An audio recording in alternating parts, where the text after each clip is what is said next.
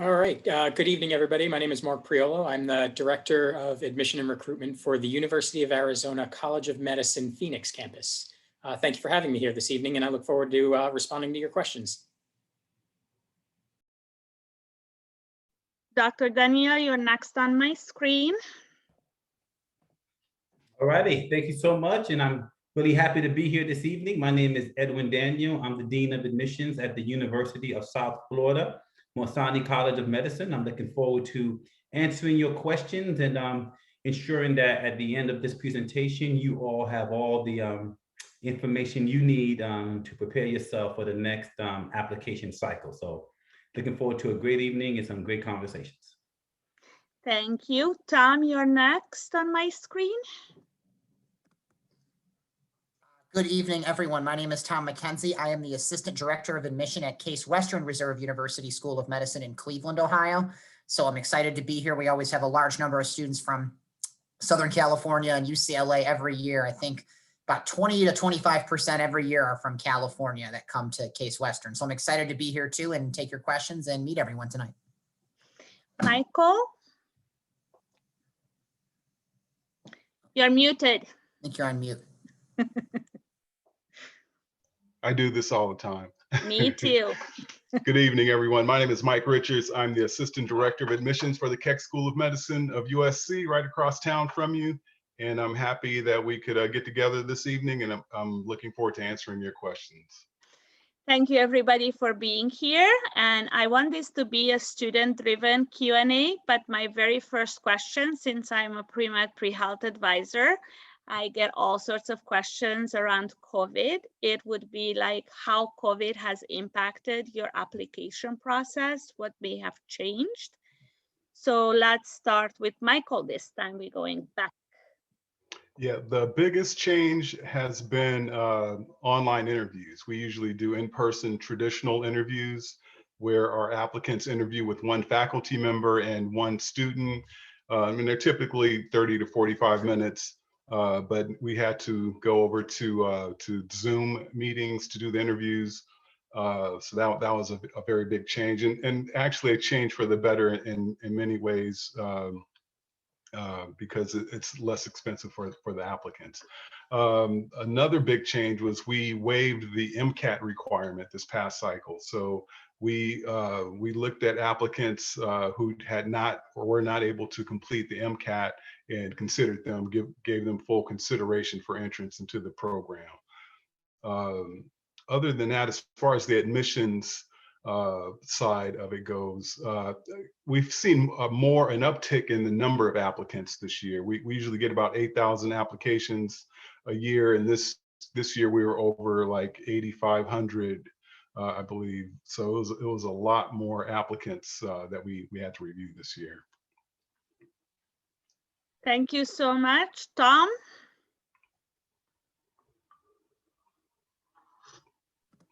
Yeah, our application cycle was similar, all virtual interviews. And I think that as far as the COVID-19 pandemic, I think we really upped the holistic review aspect and component of application review. I think, for example, in cases secondary, I think like many medical schools, there's an optional COVID-19 essay that just talks about how the pandemic has impacted you. Were things canceled, experiences canceled, interrupted, halted, altered, whatever the case may be. We really, I think, want to know everything from an admission standpoint, so we can really formally evaluate you and give you the best, really best review for admission accurately as much as we can. Also, it's always, I think, a mindset, first come, first serve basis in terms of reviewing applications. You're always told to apply very early in the cycle, as early as you can. And while that was true, we certainly were able to be a lot more flexible by moving our interview season up an entire good solid month and a half. So we were able to take MCATs all the way through September, and they were not in October, and they were not held against students in the application process if you were able to submit an application in October, which is a little different than in years past. So the whole apply early didn't really or applying later didn't have any negative impact on a student's application. I also think just going forward, medical schools are going to have to be very forgiving a little bit, so to speak, when it comes to looking for medical related experiences. We've been in this pandemic for a year now. So I would really encourage all those applying in the pandemic this coming year to really share how the pandemic has impacted you in your secondary application if given the opportunity. And important that med schools really want to know everything and are going to be reviewing more holistically than ever before, I think, in these times. Thank you. Edwing? Thank you so much. I'm gonna try not to repeat what my colleagues have already stated, but we're very similar.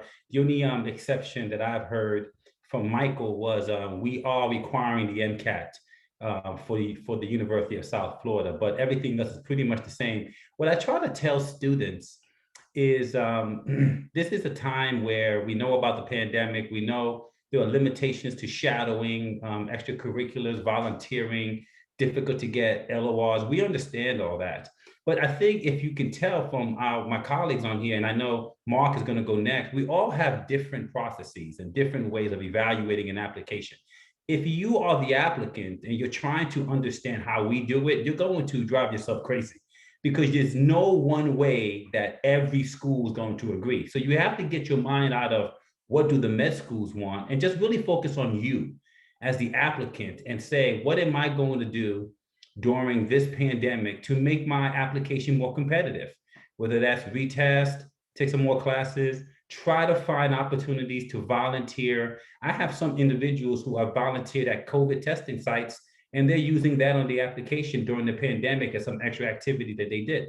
So if you try to please us, you're never going to make us happy. You just want to make sure that when you apply, that you are putting your best foot forward. So we're going to talk about the admissions process today, but at the end of the conversation, it's really going to be what you did during the pandemic, prior to the pandemic, to prepare yourself and to put forth your best foot during the application process. And if you do that, I guarantee you, you're going to find one or two schools who love you. And I think that's really what you're looking for, the 2 schools or 3 schools that think you're amazing and want to educate you for the next 4 years and make you the physician you want to be. So once again, the pandemic has thrown a monkey wrench into everything, but if you just focus on what you can do and try your best to find opportunities to either research or shadow and show us what you did during the pandemic, it will ultimately lead in your favor, ultimately.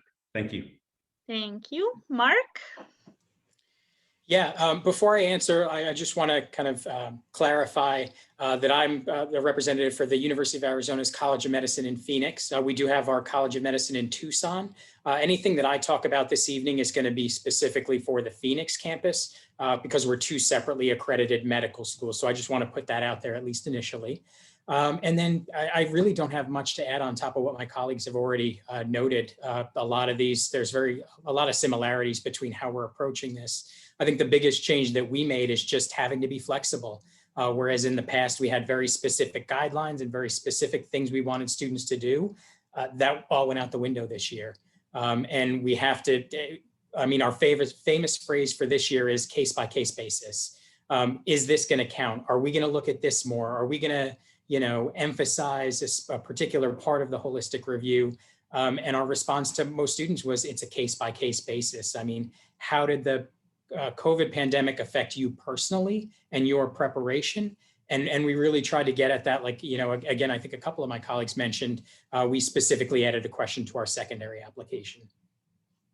Thank you so much. So we are getting questions. So I'm going to open up the Q&A, and instead of always calling on you, if you want to add something to the question that I post, just raise your hand and I'm give you the go ahead.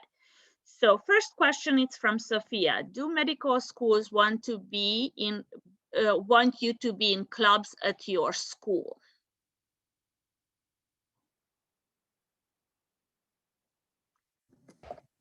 Go, Mark. Are you asking the question after they get accepted and matriculate or prior? I guess so, yes. I think that's what it is. Right. I don't think it's required, but I do think the med schools are going to ask the students to participate in clubs and organizations that they feel are applicable to themselves. We have a collegia here at USF, Moriani College of Medicine, 9 of them. And you're free to participate in the collegia depending upon your interests. We have scholarly concentrations, whereas if you want to become a physician and you also want to do research in women's studies or diversity issues, you can choose to do research in those topic areas. We're really a medical school where we want the applicants we accept to be very self-aware, emotionally intelligent, know what they want. And our job is to help you become the physician you want to be. We try very hard not to force you to do anything unless we feel is paramount to your success as a future physician. But other than that, it's really driven by the applicant, the student, to tell us the type of doctor they want to become. And it's our job to provide you with the resources and the means to be successful in that endeavor. So Sophia just clarified in the chat, and she meant before, so in college. Yes, and the same. Mark, you had something to add? Sure. If we're, as you clarified, you're talking about getting involved in clubs and organizations before enrolling in medical school. The answer is for us in particular, yes. One of the things that one of the things that we know is medical school is very stressful. It's very difficult. It's very academically challenging. And the students that have shown, at least in our perspective, that can succeed in medical school are the ones that have really been able to balance everything at the undergraduate level or through another graduate program. So the more you're able to, stay on top of your undergraduate or graduate academics and balance that with clubs and organizations, those are the types of skills and experiences that we're going to be looking for in our review process. So this next question was kind of answered already, but I'm going to post it anyway. Maybe whoever posted it missed it. Can we apply without an Mcat score due to COVID Mcat cancellation? It has been hard to get a test date before the time the 2021 application opens. I can take that one. Sorry, no, I was going to say, yes, you certainly can submit an application without an Mcat score, but every school will likely kind of have a different way of reviewing the application. At Case, for example, your application will actually be incomplete until we receive your Mcat score. So while you are certainly welcome to apply, totally submit the application before the Mcat, but we won't review you until you actually have the Mcat completed. Some schools, as you heard from Mr. Richards, are test optional. There are some schools, I've heard multiple schools, some DO and some MD are offering students interviews pre-MCAT. So for example, they'll review your application, formally interview you for medical school, and then once the MCAT score is received, that school will make a final decision from there. So it's kind of specific by school. I would say, though, that anyone that wants to register for the MCAT now, it's my understanding they can do that at really any point. MCATs are not being canceled as much currently, and it is an expectation. I think that I know the AAMC has said they would like to have every student be able to take an MCAT if they would like to do so with the social distancing measures and precautions in place. So I know that's something that is, but nonetheless, you can certainly have those scenarios at schools as well. I would just like to add that we haven't really determined for this next upcoming cycle whether or not we'll waive the MCAT. So you'll have to keep watching the MSAR and our website for up-to-date information on that. I'm just going to add briefly to Tom's statement that not only is he correct, I'm going to double down on that statement. If you are an applicant to medical school, you should be applying to medical school early, period. If you don't like your MCAT score or it hasn't come in yet or you're scheduled to take it, it should not preclude you from applying. The admissions offices, the AAMC, we have a lot of work to do on our side to get your application ready for review and then potential interview consideration. If we're missing one piece, an MCAT score, a transcript, whatever, we're missing anything, for that one piece to come in, you can just take your application to the next level if we're ready to go. But if you wait to apply until you have everything together, including an MCAT score, and then you apply, you have at least 3 weeks through the AAMC to get your application processed. And then when we receive it, we have to give you our secondary. That might take a couple of weeks. And then when we get our secondary back, it's going to take us another week or two to review your application. So you're really prolonging the review by waiting. So to make it simple for you as the applicant, nothing should stop you from applying to med schools early, period. Get the application in. Anything else can be resolved by the individual school or the AAMC. but do not wait to apply until you get everything together. You're just putting yourself behind the 8 ball. Next question. How has your expectation of clinical experience changed because of COVID-19? Who wants to start? I'll start off on that one. I think all reviewers at medical schools, understand what the situation is and are going to be somewhat forgiving of applicants in realizing they're having difficulties obtaining the experiences that they need. But with that said, I think we're also going to be looking for ways that the applicant has still tried to demonstrate their fundamental development of the applicant competencies. It doesn't necessarily there's a lot of activities that one can do to develop the core competencies that can be profiled in the application that don't necessarily have to be done in a clinical setting or even in a community service setting for that matter. So I think the applicant really just needs to kind of dig a little deeper into their lived experience and try to see where those competencies, the development of those competencies show up in their body of work and really flush that out for the reviewers. So the next 2 question is for USC. What really makes a student's application stand out? How can we show interest as an undergrad? And the next one, I think you answered it, Michael, in some way. How has Keck admissions looked at decreases in hours for research extracurriculars due to COVID? The first part of that question, I'm sorry, can you repeat that? I'm having a little audio issue here. What really makes a student's application stand out? That's a very, very good question. All applicants pretty much check the same boxes, right? They all have some community service work.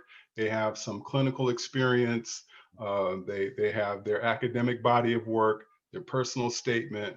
So everyone checks those same boxes. But I think what makes successful students or applicants stand out for us are people that can demonstrate their motivation for wanting to become a doctor, their values and their own personal sense of mission in their application materials. In the application, or applicants can write about their extracurriculars. They can talk about their most meaningful experiences. They can outline significant growth points in those experiences. So the way that the applicant talks about those experiences, portrays those experiences and what they mean, the value that they have to them, that's what's, to me, what makes the standout applicants kind of come alive on the page. Because I think everybody checks the same boxes, but not everyone, can actually write about those experiences in a way that's compelling for the reviewer to humanize themselves in the application materials. So that the competencies and the way, and like self-knowledge, understanding what your values are, what your sense of mission is, to me, really make us a strong, compelling, sets the tone for a strong, compelling narrative with an applicant. As far as research hours and things like that, I mean, we look at all of that. We use a holistic evaluation model, but it really varies from applicant to applicant. Our last incoming class, I looked at the research hours that people had, and everyone had some hours, but it ranged widely. Like some people had 20, 30 hours of research experience. Some people had 3,000 hours of research experience, and they were all accepted. So, it really just depends on how, how you portray that or highlight that in your body of work. That really kind of dictates how it's going to be looked at. If you say, you really love research and you want to, cure this or that, and then we look and you have 10 research hours, we're going to think there's going to be a little disconnect there. So we kind of take your lead on how we view those things. So the research is apparently a major concern because there are 2 questions about how do you, how the rest of you would view the missing out on research or having less research experience. So can somebody also address I'll that? chime in briefly. I think, I think a lot of students think research is just a requirement. I don't think they understand the nature of research and why it's so critical to the evaluation of an applicant. Our dean, Dr. Lockwood, loves to talk about how the medical knowledge is changing every 20 days. And so future physicians are going to have the ability to access information in order to be competent in their field in the next 20, 30, 40 years. And so research demonstrates to us that your ability to understand how to read a research article, how to understand the methodology of a study, the implications for future research, the data collection, sample size. And so that's why we sometimes we want bench research, sometimes it doesn't have to be bench research, just to show it that you are aware of research and how it works. Now, if you are an MD PhD applicant or you love research and you said that on your application, research is a passion of mine, then we're looking to see more of it. We want to see you have 3, 4, 5 research and publications, maybe in some labs, and we want to see the depth of your research. And so it really depends on the applicant. If you're painting a narrative that research is your love, your passion, then we want to see more of it. If you're saying you've done some research, but that's not necessarily your strength, then maybe a handful is enough. So at the end of the day, the student, it's up to you to convey to us what you've done to show us your preparation and your competitiveness. As Michael said earlier, the application sometimes is scant. When applicants fill it out, they provide limited information, but then we interview them and they provide so much more. And we say, why wasn't that on your application? And so be mindful of that when you're filling out the application. Provide as much detail as you can so we're aware of what you've done. That way, when we are evaluating you, we're not missing out on something that you just failed to mention. So research is important. How to conduct research is significant in the future field of becoming a physician. However, we understand with the pandemic, you may have limited opportunities, but if you don't have any research at all, and you're telling us research is a passion of yours, you have to understand for us why we're going to be a little concerned or a little bit uneasy. And so if you have something that was done prior to the pandemic, and now you're saying the pandemic caused you to not have more, that kind of makes a little sense. But some applicants have 0, and then they say, I would have had some if.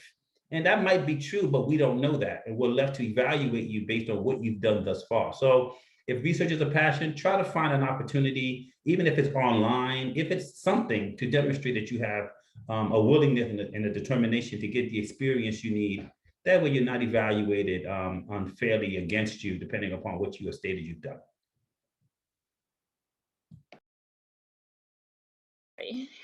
We have a couple of MCAT questions. When you waive the MCAT, were students allowed the score to report their score who already had an MCAT score? And did that make a difference in your admissions? I'm sorry, Christy, I think that's for Michael. You're saying if they... Yes, I think so, because they are the Correct. only ones, USC was the only one who was waiving. You broke up on that question, Christina. Can you repeat that, please? So when you waive the MCAT, were students who already had an MCAT score were still able to report it? And how did that make a difference in admissions? Well, like I said, we evaluate the application holistically. So, all data points are going to be going to enhance or, enrich the evaluation of the application.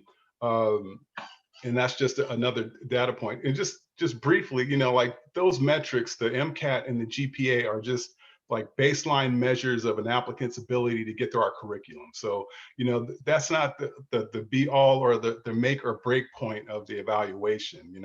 Our reviewers they're going to look at that. They're going to discern whether or not we feel that the applicant can get through our curriculum. And then they're really on to the other attributes of the applicant. So that's just an initial kind of baseline review of the application. But yeah, having the MCAT, there can assuage any misgivings that that a reviewer might have, if thinking whether or not a person has enough of a fundamental science grasp to get through our curriculum, and that would definitely waylay some of their fears. And let's not understate that. I'm going to go with you on that, Michael, because you're 100% true. I think I want the participants tonight to understand that the admissions offices, we're trying to decide whether or not we feel you would do well in our medical school academically. And so to do that, we're looking at your GPA, we're looking at your Mcat score, we're looking at your grade trend, we're looking at your major, and we're just trying to decide if we accepted this student, would they have an issue with the curriculum? Would they have an issue learning and progressing? The experiences, the shadowing, the volunteering, that tells us your passion, your commitment, where the love for medicine is coming from, what type of physician you want to be, why do you care about people, and why does that matter to you? But it's two different sides of the street. Academic is one side, experience is another. We don't cross those sides. We don't say because you have a lower GPA, you should have more research.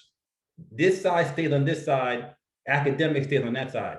And so when you say, I don't have an MCAT score, then you're forcing the admissions office to look at the GPA only, the grade trend, and the major. And so I'll give you a simple example to illustrate this. If we have an applicant with a 3.5, 510, we could look at that 510 and the 3.5 and say, okay, we have a good applicant. If we didn't have the 510, all we have is the 3.5. Well, then we have a lot of other applicants with 3.9, 3.85, 3.8. They're higher than the 3.5, you see? And so that 3.5 now gets dropped a little bit because we don't have an MCAT score to balance. And we're just trying to, as much information as we can, just so that we're comfortable saying, if we accept this student, they should have little to no problems in our medical school academically. And so Michael probably has a tough job on his hand because by not looking at the MCAT, he has to look at the GPA now, the grade trend, the major, and those things now have a greater weight on the evaluation. And somebody else might say, well, I had a 515, but we're not looking at MCAT score. And so that's going to be off the table for that one applicant. And so he's 100% correct. You know, the MCAT is just a piece of the bigger picture of the academics of an applicant. And the more data we have, the more of a decision we can make that's best for the applicant and their success.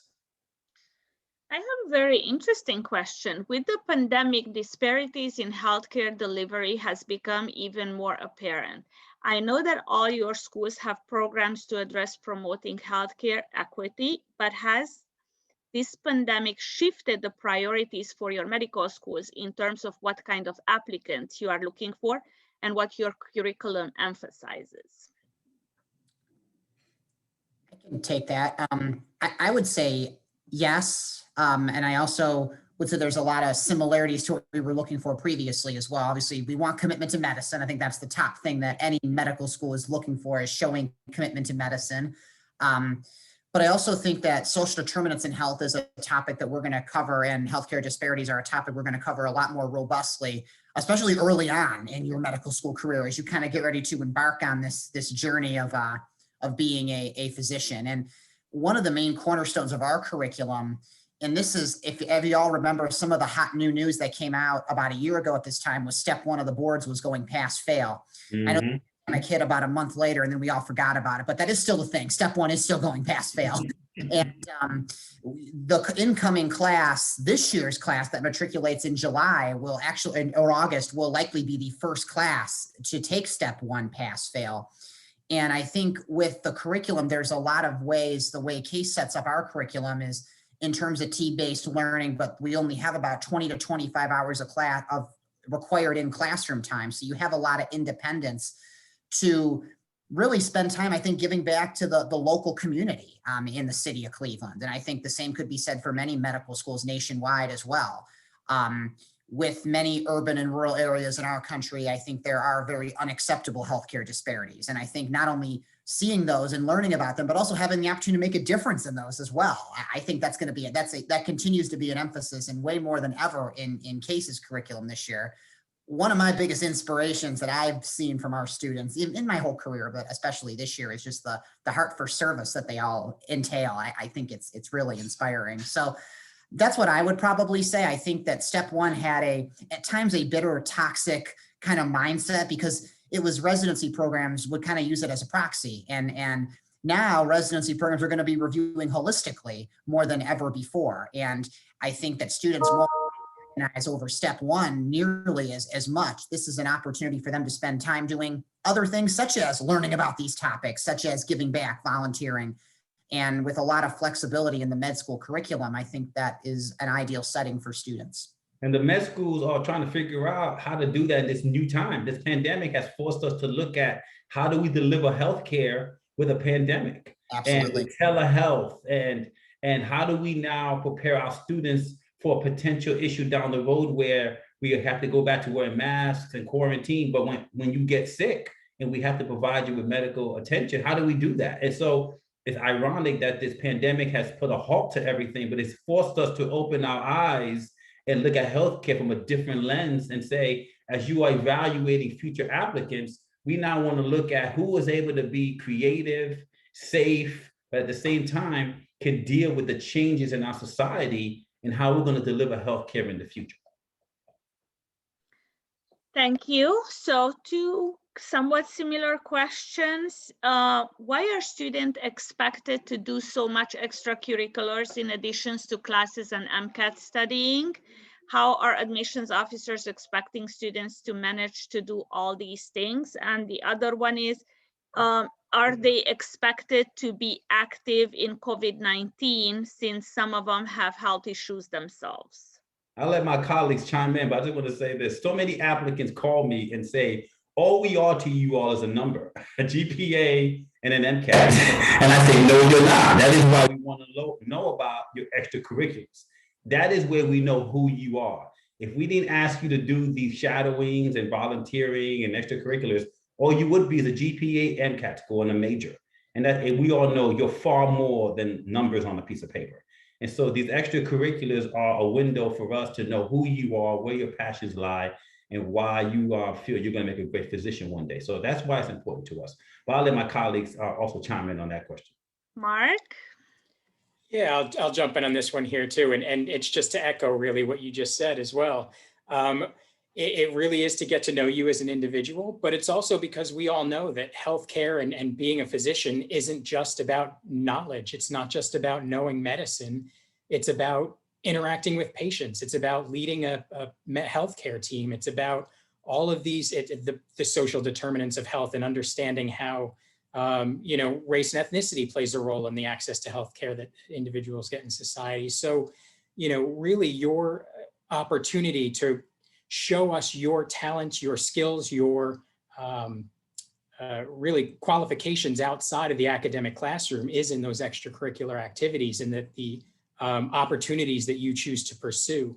And so that's really where that becomes helpful for us. It also helps us learn how you align with our college's mission, because we really want students that understand the mission of our college and really are going to help us contribute and help contribute to that mission if they do attend here. So it really is a matter of fit in that regard as well. I'd like to add to that as well, just by saying that the part of that is we want to see that the applicant has done their due diligence so that they can honestly foreclose on a career in medicine.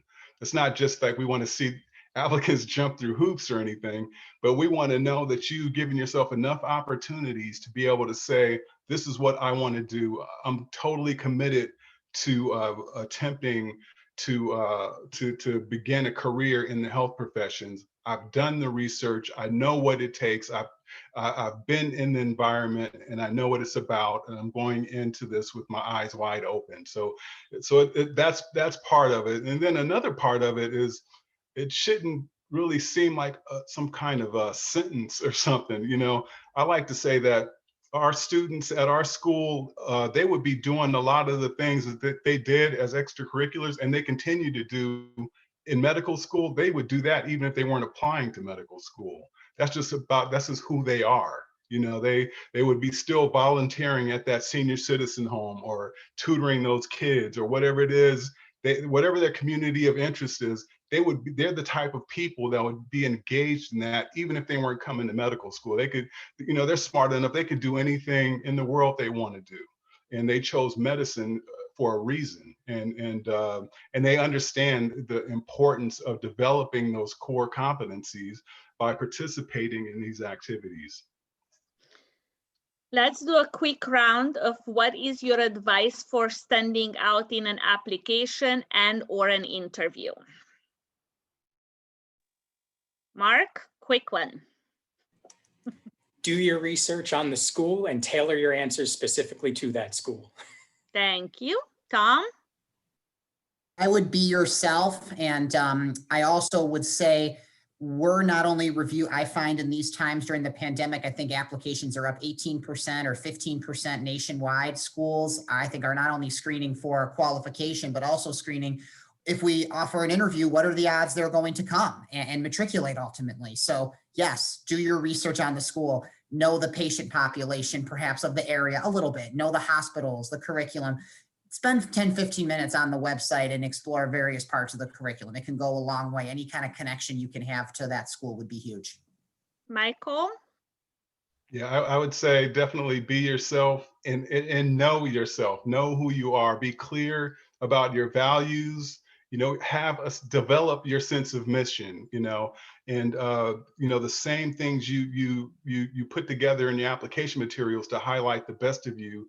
You should be able to come into the interview and talk about that openly and candidly and freely with anyone on interview day. You shouldn't have to memorize a bullet list of accomplishments. That's not what the interviewer wants to hear. They want to see who you are and understand who you are as a human being and see that you know who you are. So I would definitely say know thyself and be true to yourself and also, yeah, research the school and know and be specific about like why you even want to go to that school. Don't just, pick a school out of the hat, do your research on the schools.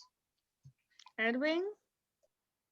Not much to add, just be yourself, believe in yourself, and remember, we are the variables. You're the constant. So we all should ask you the same question, and you should have the same answer. Don't change your answer to fit us. Believe in yourself, know you're good, and let that come through on the interview, and you should be fine. Does virtual shadowing count the same way as in-person does? Normally, it probably you would question it, but this year, because of the pandemic, we're going to look at it equal. I agree. Same, across the board. Mm-hmm.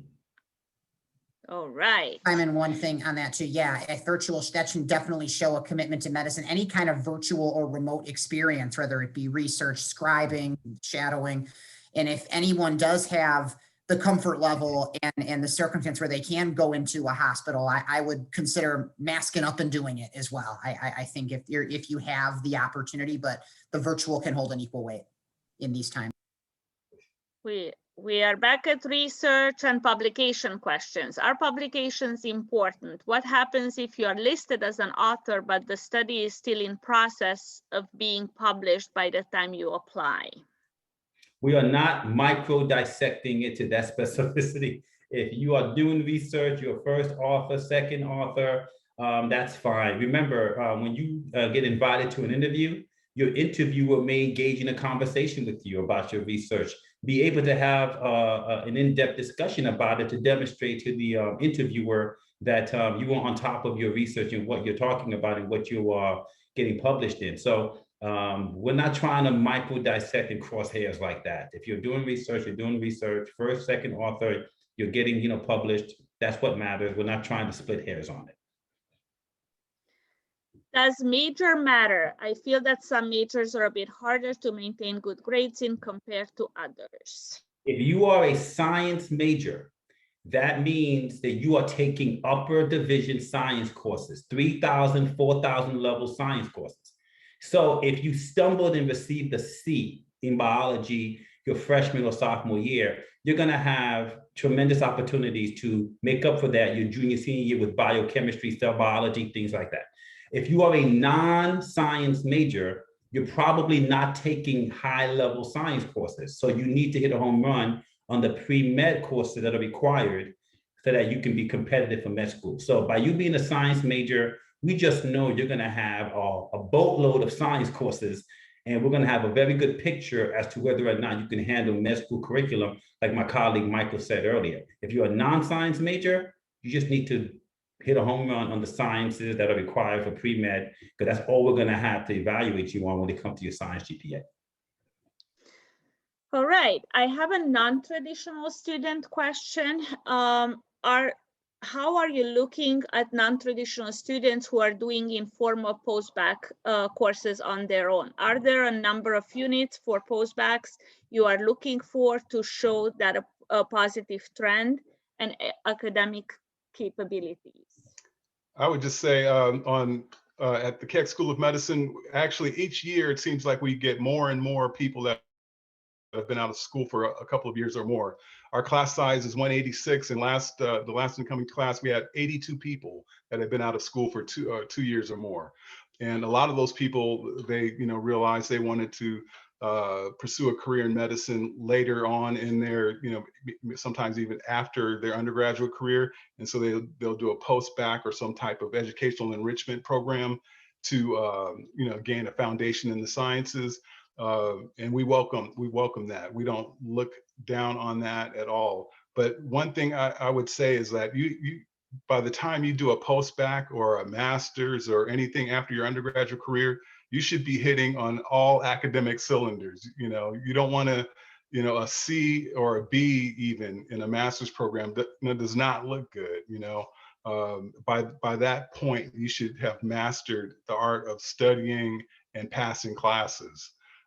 So I would just say, take any type of post-bac or educational enrichment program seriously and try and do well in that class. But we welcome non-traditional applicants in our program. Mark, Tom, Mark, go ahead. Just real quickly, I'll echo that and just say for us, I know there was a specific question about how many units, and it really is case specific. If the student had trouble in their undergraduate studies, we're going to probably look for more consistency, more hours at the post-bac or graduate level to kind of show us a little bit more confidence in that academic preparation. If the undergraduate GPA is strong and the student's just doing post-bac to get some science courses in, we're not going to be as concerned about the hours. We're going to be more concerned about the classes. I always say non-traditional is the new traditional when applying to med school now. So I'm a fan of the gap year. We value a strong upward grade trend, whether it be a post-bac, graduate program, or even tail end of undergrad, but strong upward grade trend, and non-traditional is the new traditional. I always say that. So gap years are good. When in doubt, take a gap year. I do always say that if you can do something productive, especially, huge. Reapplicants, any tips, suggestions for reapplicants? Is it usually frowned upon to reapply to a school? Shaking hands, so I'm guessing you are welcoming reapplicants. Any suggestions for people who reapplying to the same school? Yeah, I think that I love the reapplicant too. I think it shows the grit, drive, and determination that you definitely want to do this and study medicine. So I love the reapplicant. I always encourage students two things in the reapplication. If you can, in the secondary application to that specific school, if you can, reflect on your unsuccessful application attempt, maybe in the life challenge essay, in the optional essay, if there is one, what you learned, what you've maybe changed, and think about how my application is different from the last time I applied. Obviously retaking the MCAT, a graduate program, and a new GPA. Those are obviously easy examples to think about, but I've added this job working as a medical scribe. Whatever the case may be, you want to make sure you're going to have a significant difference in your application, I would say, going forward the next time you apply. All right, so we have a couple of questions about letters of recommendation. How flexible medical schools are on letters of rec, or at least 2 letters still required from science professors? And if so, how strict the definition of science course is? And the other one is, what was the other one?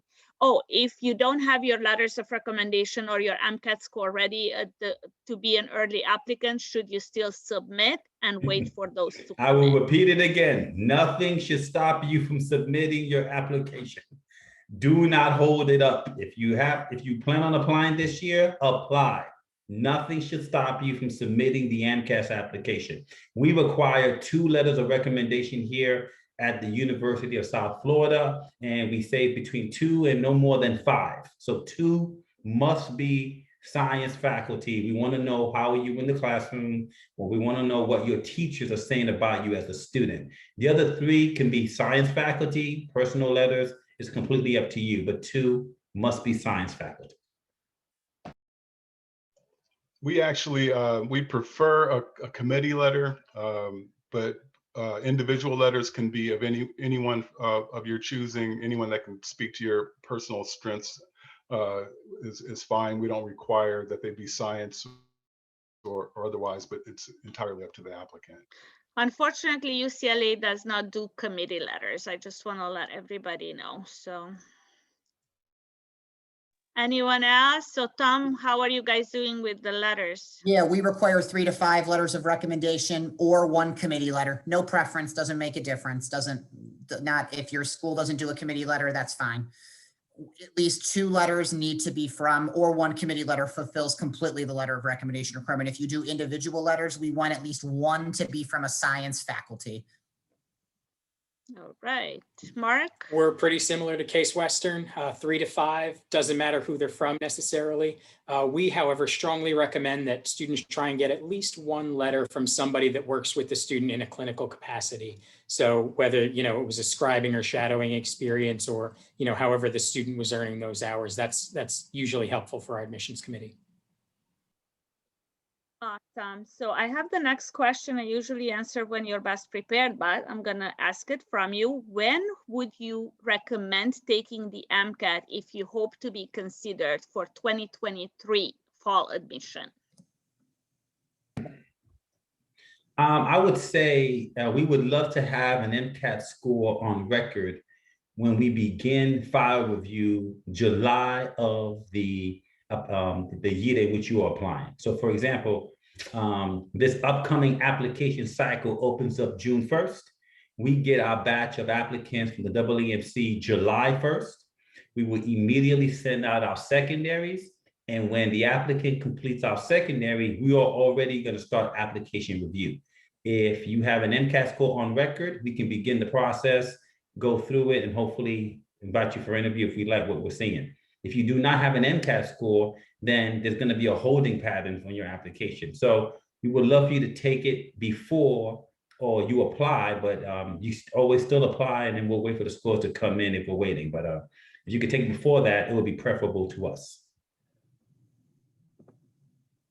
Tom, you want to add something? I saw you on. Honestly, I don't think it makes a huge difference. Your MCAT score is good for 4 years at Case. It used to be 3. We extended it to 4 with the pandemic. As long as we have an MCAT score on file when it's taken, I don't think holds a lot of weight, just to be quite transparent on that. All right, clinical and shadowing. So do medical school admissions are preferring a specific number of volunteer hours, and shadowing should be considered clinical, or students should have hands-on experience to be a good applicant? I think that's going to fall under the case by case, especially this year. I mean, we're expecting this to come in such unique ways that we're just going to have to be flexible. So we're not counting hours, but we are looking at the quality of the experience. So if you have a volunteering situation, if you really want to know what you did, what you learned from that experience, quality matters far more than the number of hours. But it's hard for you to have, or hard for you to convey to us that you had an amazing shadowing experience for 30 minutes. That's just really difficult for us to grasp. So the more hours you have, well, we'll speak to the quality of the experience, but quality matters more than hours. All right, we have a lot of questions still left, so I'm gonna pick and choose the ones that could be applicable for more students. How do you look at pass, no pass grades? At Keck, we don't have a preference. We actually don't have any specific course requirements that are needed for application eligibility. We only recommend that people have some Spanish language skills and statistics.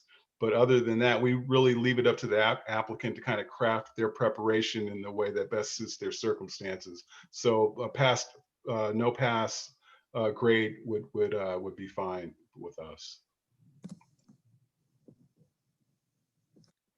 We at Case during the pandemic, the 2020, as well as the entire 2020 year, if we see pass-fail coursework, that will not be held against you at all. We do understand pass-fail coursework is a part of the pandemic, and that just require our prereqs beginning in 2021 to be taken for a letter grade, but they can certainly be taken online. So we do require a letter grade, but we ask that they be taken for a letter grade.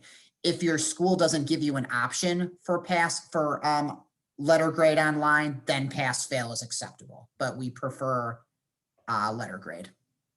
I'm just going to add to the applicant, please be careful and mindful of what you say to us. And I'll give you a simple example. And I'm just going to say UCLA, because we're talking to UCLA students here, or applicants, potential applicants. If you say to me, I could not take biochemistry face-to-face, it was only offered pass-fail. Okay, we hear you, thank you for telling us that.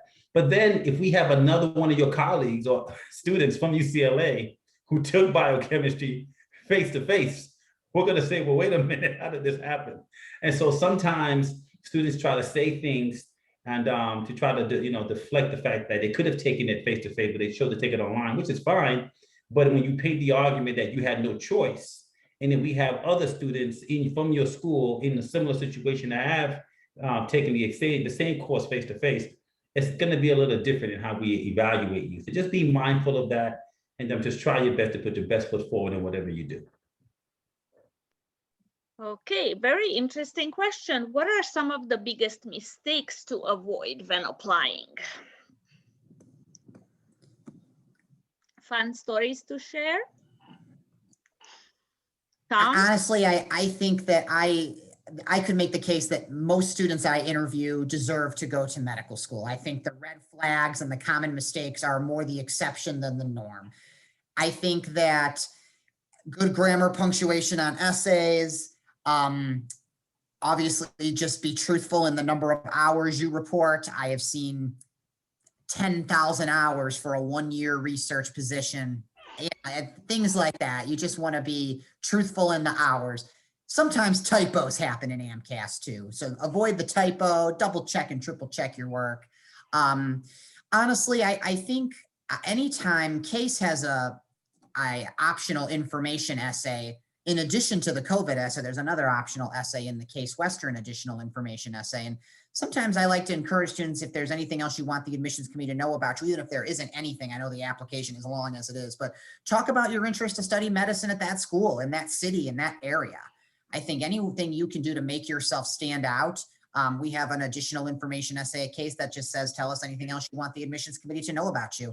And just, I'd say only it's filled out by maybe 20% of our applicant pool. So that's a way to stand out. If they took the time to research the curriculum and the student takes 15-20 minutes to write a really nice essay about that, wow, okay, this student is serious about attending school at this particular medical school. So the biggest mistake I've seen is an applicant thinks that if the GPA is low, they can make it up with more extracurriculars. If the MCAT is low, I just have to do more research and that'll make it up. No, it's really simple. And remember, all of you are here, future applicants to medical school, future physicians treating patients. If you have a patient who comes in and they say to themselves, hey, I have an issue with my lungs, I have a difficulty breathing, and they're a smoker, and you say you should stop smoking, they're gonna say, but I run 5 miles a day. Right, but you should stop smoking. But I eat healthier and I eat organic. Right, but you should stop smoking.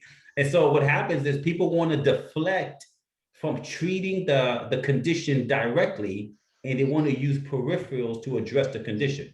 You wouldn't allow that if you were a physician treating a patient. So try your best not to do that as an applicant applying to med school. If your GPA is low, raise it. If your MCAT is low, retest. If you need shadowing, go get shadowing. You need research, go get research.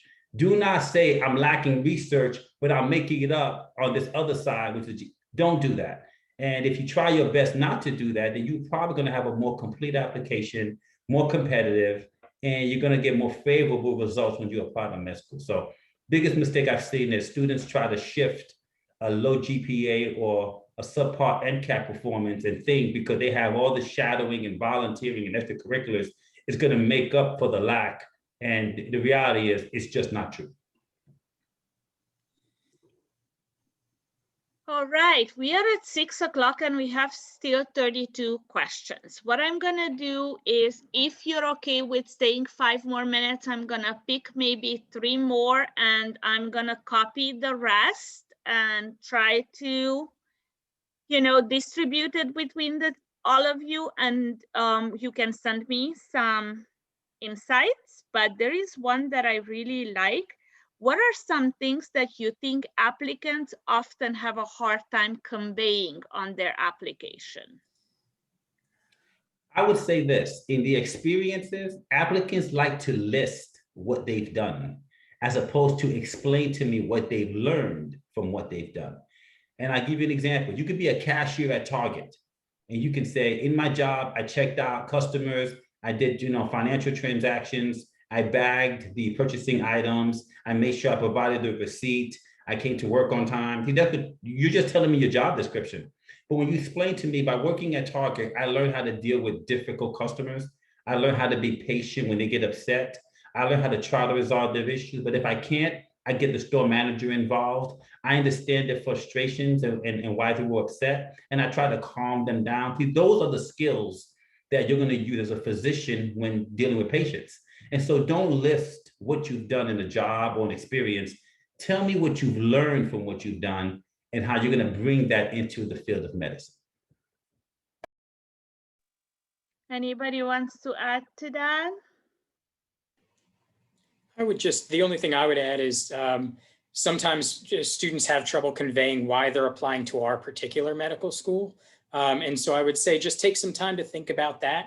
One of the things we do here from our admissions committee is they read through an application and they just don't see a reason other than the students trying to apply to as many schools as possible and increase their chances of getting acceptance. One of the kind of important parts that we're looking at, as we talked about earlier, is kind of fit for our medical school and really how you think you would be able to excel by joining our curriculum. So being able to explain that is sometimes difficult for students. How do you take in consideration transfer students from community colleges? I think as long as their academics are sound, I see no problem with that. A lot of our accepted students started off in community college. So matter of fact, every time I see a student that's been accepted that attended my community college, I'm always like, yeah, I'm a product of community colleges as well. So I agree with you, Michael. I mean, yeah. I love the community college system. They do a phenomenal job in educating our students, especially our future physicians. And echoing Michael's comments, if we see that you've done very well in the community college and very well on the university level, we have no problem with you. But if we've seen that you have all A's in the community college and then C's on the university level, we're wondering what happened. Why was there a shift in performance? So as long as we don't see a shift in performance, we're perfectly fine with wherever you did your coursework. And the last question, since I imposed on you all already, is the Casper exam required at your school?